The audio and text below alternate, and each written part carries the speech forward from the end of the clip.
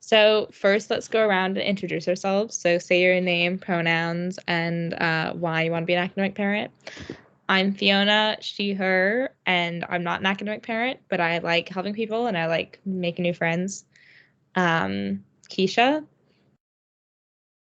Yeah, hi, I'm Keisha, she, her. And I had a mum last year who was like so good, so I kind of want to do that again. Yeah, myself. And Nancy. Yeah, so I'm Nancy, pronouns she, her. I want to be an academic parent because I think this got to do with the high school that I went to because we were a all girls school and we had this tradition of having ring sisters and it was a very close sort of girlhood. So I kind of wanted to continue that in uni too. Cool. And then Lizzie and Laura, can you introduce yourselves? Okay. Laura, would you like to start? Okay, so I'm Laura and my pronouns are she, her, and I want to be academic parent because I had the same academic mom as Keisha and she was amazing, and now I want to spread some kindness to the first years. I'm Lizzie and my pronouns are she, they, and I do not want to be an academic parent. It's a terrible thing. I'm kidding. Lizzie, stay on brand. I'm Okay. the academic officer, so I obviously would I love last year I had Megan who was like running the academic families last year. She was great and she kind of like inspired me to like want to like help other students because I was just like a lost and lonely first year. I did not know what I was doing. And she was really great. You know, she really helped me. So yeah. Great. Okay.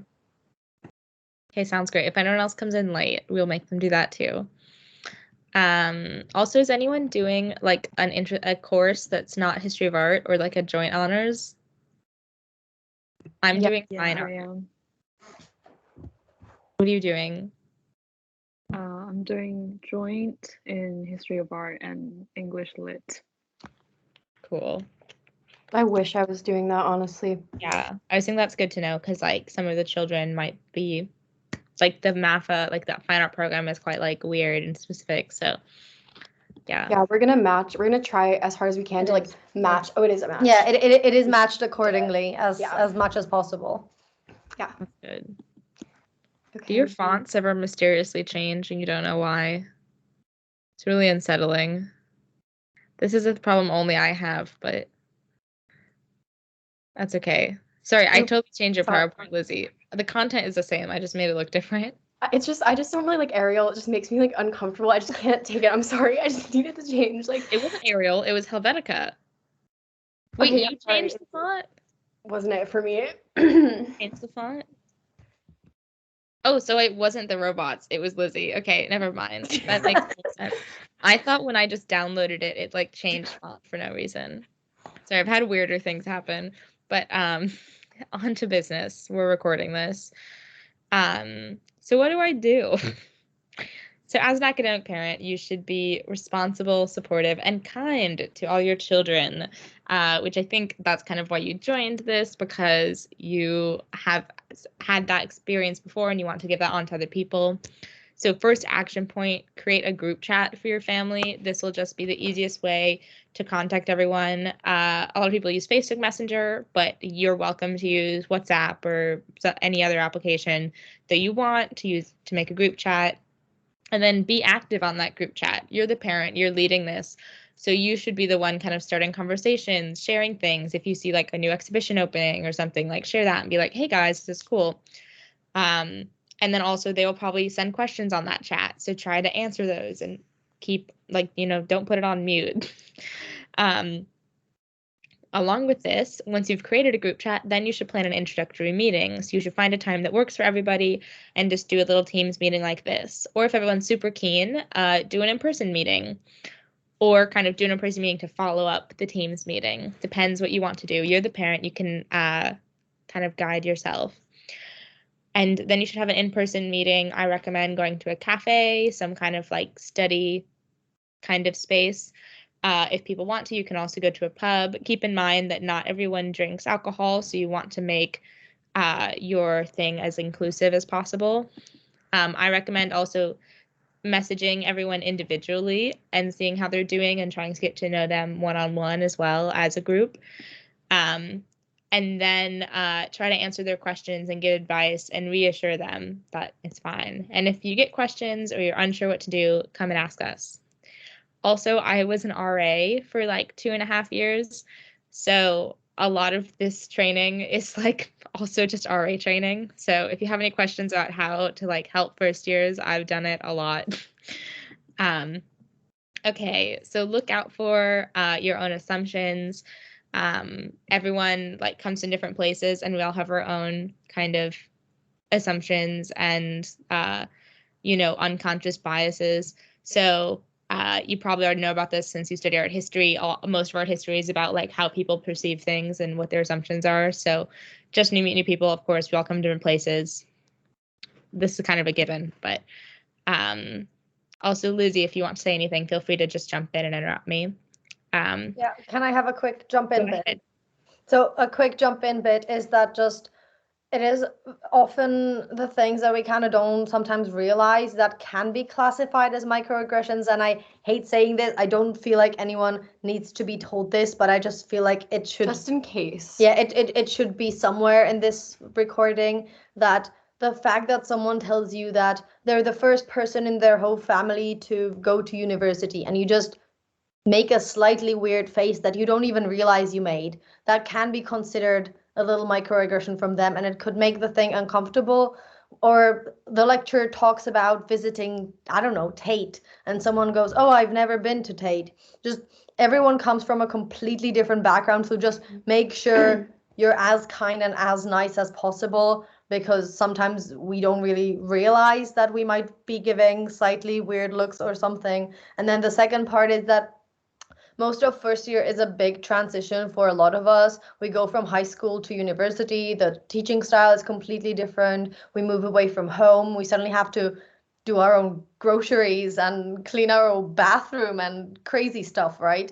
So this thing is a process. It's not something we learned in a week. It took us probably a year. Some of us are still figuring it out. I don't know what about you, but it is a process. So keep in mind that first years are going through this process currently in a very intense phase, and they probably will be struggling with bits and pieces of it. So just keep in mind that it will get better, and you can tell them about your process if you think about how you survived through first year Right, until because now. we were just going through the same thing as them, like just last year. So like I'm sure we're all familiar with this. Also, going back to the microaggressions thing, very good point. Some good points, Laura. Some good points, Fiona. Also, please be inclusive. I'm sure you're all inclusive, but inclusive if any of the members of your family are LGBTQ plus. Like, no, I'm sure everyone's aware of this, but like it has to be said. Just like be accepting of everyone. Like, yeah, everyone's from different places. There's international students.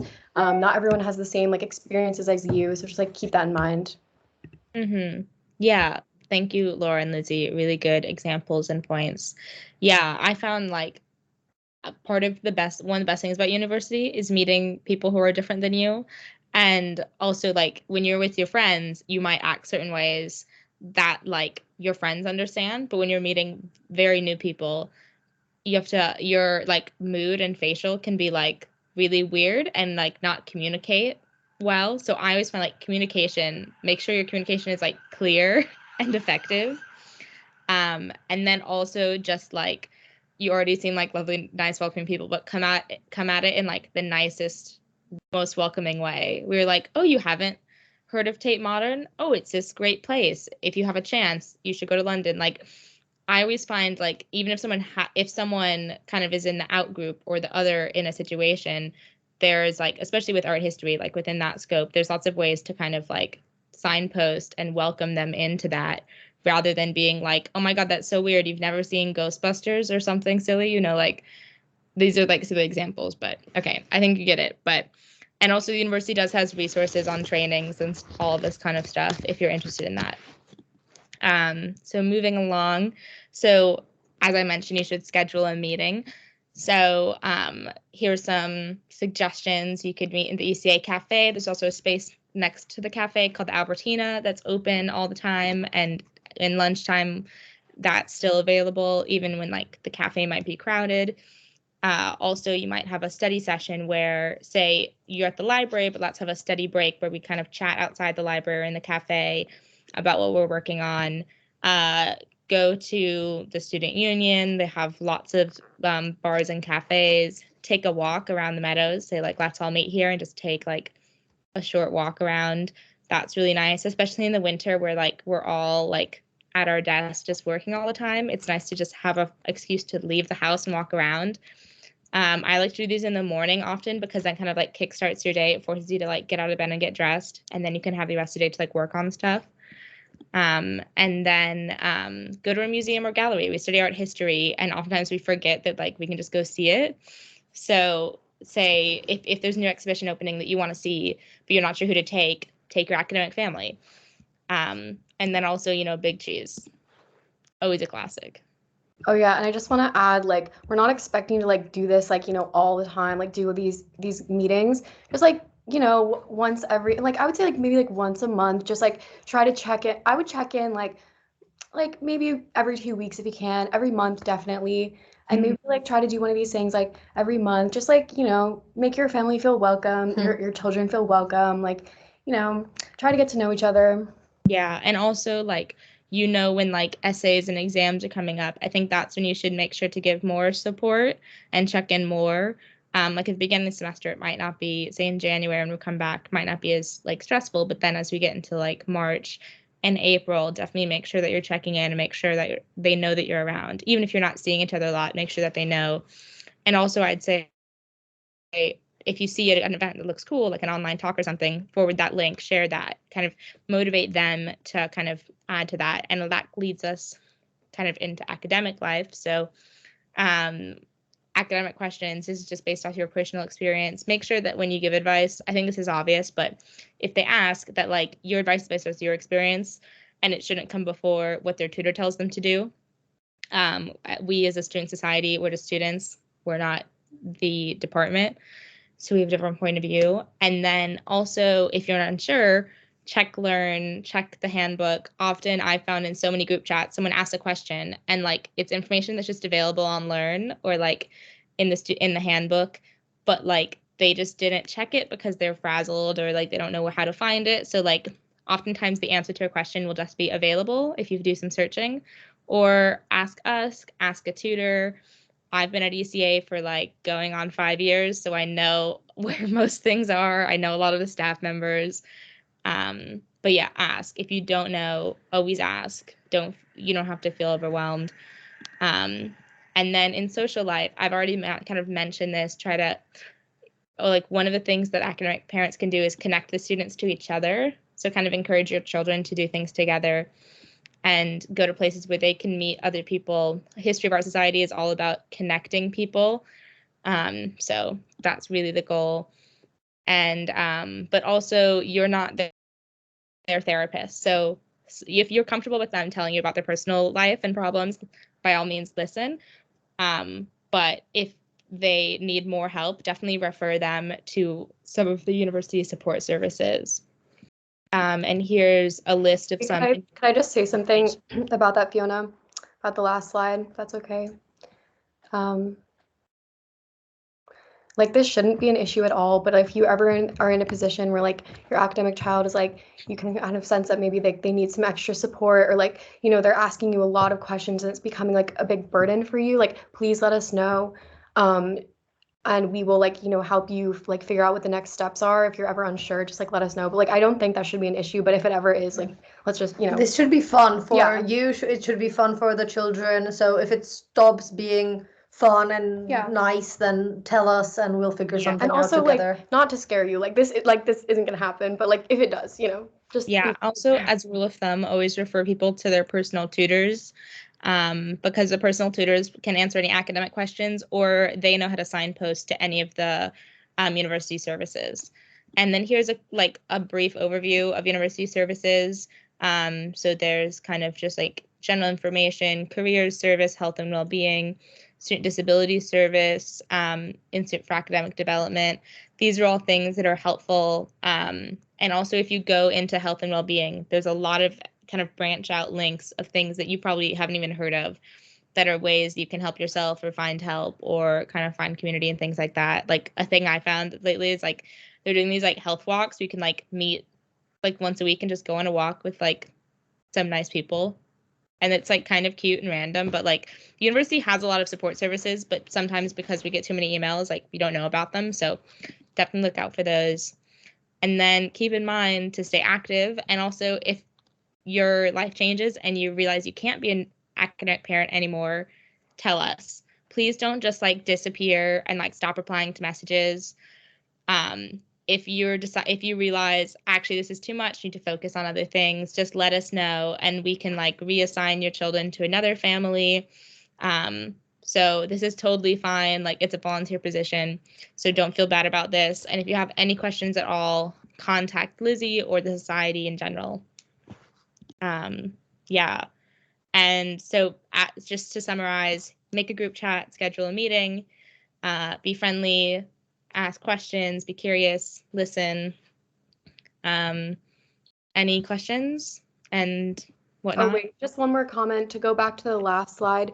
We are, Laura and I, right after this meeting, we're gonna like send all the parents, we're gonna like send you the emails of your children. So just like maybe like right away, just like try to like email your children and be like, oh, let's set up a group chat and like maybe decide if you want to do like an Instagram group chat, or like I would recommend do WhatsApp or Facebook Messenger because I think those are like definitely the best ones.